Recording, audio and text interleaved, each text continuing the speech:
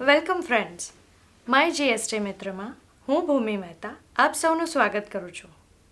આજે આપણી સાથે જીએસટી મિત્ર અક્ષત વ્યાસ ઉપસ્થિત છે. અક્ષત વ્યાસ કે જે ભારતના પ્રખ્યાત એડવોકેટ છે, the commercial tax practitioner association જામનગરના તે પ્રમુખ છે.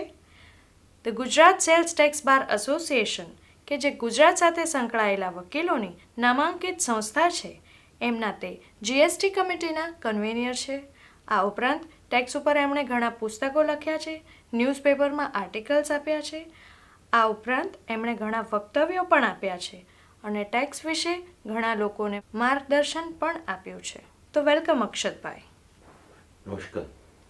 હવે એક એવો પ્રશ્ન છે, એક રિટેલ વેપારી જણાવે છે કે તેઓ જીએસટી હેઠળ કમ્પોઝિશન સ્કીમમાં જવા ઈચ્છે છે, પરંતુ તેઓને રાજ્ય બહારથી અમુક ખરીદી થતી હોય છે.